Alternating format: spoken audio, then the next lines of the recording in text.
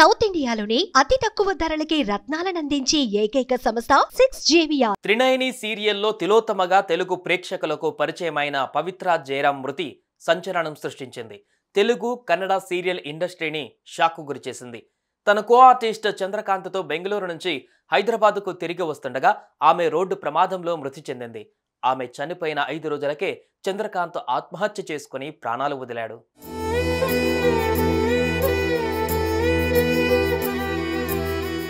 బెంగళూరులో పుట్టి పెరిగిన పవిత్ర 16 ఏళ్లకే పెళ్లి చేసుకుని 2 పిల్లలకు తల్లయింది. భర్తతో గొడవల కారణంగా పిల్లలతో బయటకు వచ్చి కష్టాలు పడుతూ సీరియల్ ఇండస్ట్రీలోకి అడుగుపెట్టింది. కన్నడలో పలు సీరియల్స్లో నటించిన తర్వాత త్రినయని సీరియల్లో ఆమెకు ఛాన్స్ వచ్చింది.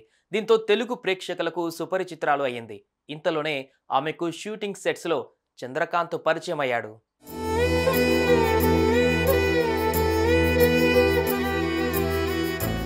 చంద్రకాంత్కు ఇదివరకే పెళ్లై 2 పిల్లలు కూడా ఉన్నారు. ఇండస్ట్రీలోకి వచ్చిన తర్వాత పవిత్రతో ఏర్పడిన పరిచయం కాస్త ప్రేమకు దారితీసింది.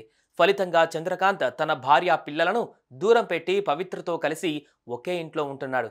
గత 5 ఏళ్లుగా వీరిద్దరూ కలిసి ఉంటున్నారు. ట్రిప్స్కు వెళుతూ షూటింగ్స్లో కలిసి పాల్గొంటూ ఉన్నారు.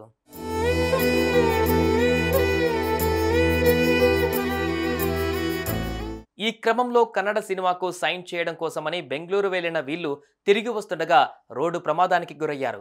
వీరి కారును ఆర్టీసీ బస్సు ఢీకొనడంతో పవిత్ర హార్ట్ స్ట్రోక్తో మృతి చెందారు. అటు చంద్రకాంత్ కూడా గాయాల పాలయ్యారు. ఆయన శారీరకంగా కోలుకున్నప్పటికీ మానసికంగా మాత్రం పవిత్ర దూరం అయ్యారంటూ కుమిలిపోయారు. తను లేకుండా కష్టంగా ఉందని ఇంటర్వ్యూలో చెప్పారు. ఎలాంటి తప్పుడు నిర్ణయం తీసుకోవద్దని తన తోటి ఆర్టిస్టులు సైతం ధైర్యం చెప్పారు.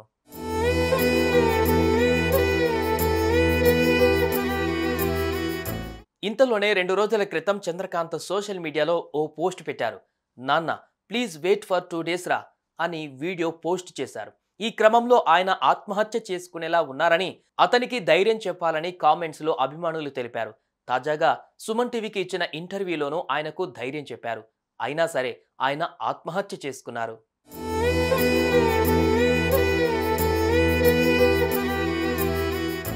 పవిత్ర జయరాం మృతి చెందిన మరుసటి రోజు నుంచి చంద్రకాంత్ వరుసగా పోస్టులు పెడుతూనే ఉన్నారు.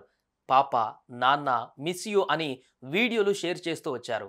ఆయన పోస్ట్ చేసిన విధంగానే వీడియో పెట్టిన 2 రోజులకే మణికొండలోని పవిత్ర ఇంట్లో ఆయన చున్నితో ఉరివేసుకొని ఆత్మహత్య చేసుకున్నారు.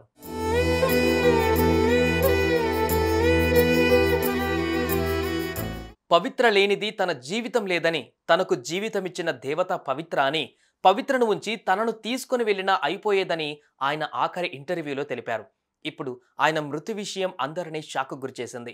అటు ఆయన 2 పిల్లలు కూడా తండ్రి లేని వారయ్యారు. సుమన్ టీవీలో మీ పర్సనల్ అండ్ బిజినెస్ ప్రమోషన్స్ కోసం కింది నెంబర్కి కాంటాక్ట్ చేయండి.